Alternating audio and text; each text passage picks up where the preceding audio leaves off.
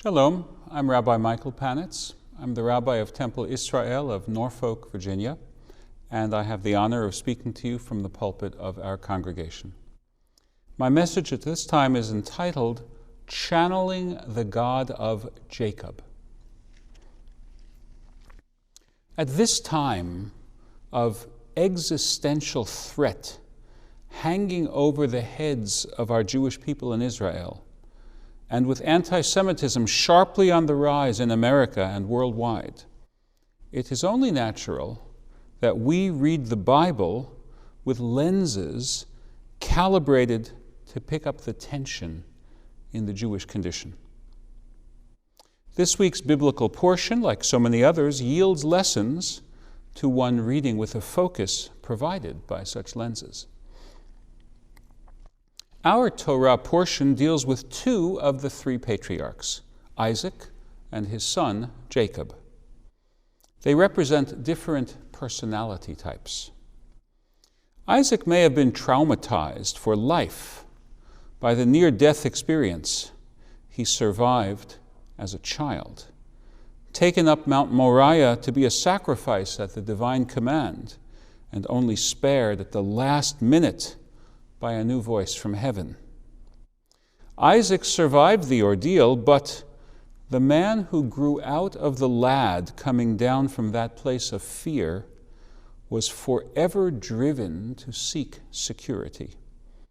When he took an oath invoking God, he used the label Pahad Yitzhak, the fear of Isaac. What a name for God, and what a window into the sad soul of the survivor. At the beginning of our weekly scriptural portion, the Bible reports that of his twin sons, Isaac preferred Esau, not Jacob, kitzayid befiv, because of the game in his mouth. That odd expression seems to mean that Isaac craved the food, the sustenance, that Esau, a skilled hunter, brought home. Note that Isaac is focused on the material security that Esau gives him. Is it too far afield to see that yearning for physical security as one manifestation of the man's deep fear of what life may bring? Again, Isaac appears to be conflict averse. He preferred to retreat rather than to confront. One cannot imagine Isaac upbraiding Avimelech the way his father Abraham had done when the servants of that Gazan king stole Abraham's wells. Genesis chapter 21, verse 25. When the Gazans molested Isaac, spitefully vandalizing his wells, Isaac simply retreated and dug different ones. Genesis 26, 18 through 22. Jacob, on the other hand, reflects a wider variety of responses to challenge. He endured ill treatment when he had no recourse, but he also defended himself by a variety of means when he was in a position to do so.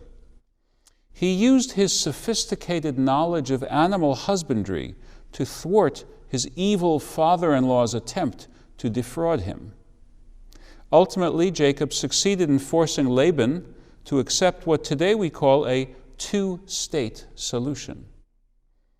Jacob and Laban erected a treaty marker, each one calling it by its name in his own language, Aramaic for Laban, Hebrew for Jacob. And they pledged to stay on opposite sides of that marker, Genesis chapter 31, 51 through 52.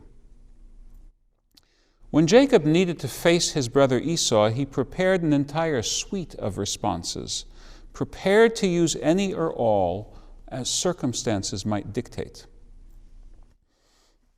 As the rabbis express it, hitkin et atzmo ledoron litfila ulemilchama. Jacob prepared himself to give gifts of reconciliation, to offer prayers to God, and or to engage in battle, whichever response the behavior of Esau might dictate. At the end of his life, Jacob tells his son Joseph that he has reserved for that son one portion of land, quote, that he took from the hand of the Emori with his sword and with his bow. Genesis chapter 48, verse 22. Then as now, Jews could not simply inherit their promised land. They had to fight for what ought to have been theirs. Now, tragically, is not a time of appeasing with gifts. It is a time of prayer, of course, but it is also a time of war. I pray that the war will be brief. I pray that Israel will be able to live in security and that its neighbors will be able to accept a two-state solution. But for now, I pray mostly that Israel will survive and succeed. We are the sons of Jacob. We need to channel our forefather and wrestle all night long if necessary until it can be said of us, as it was said of our patriarch, that we have wrestled and prevailed. Ki sarita vatuchal. Amen.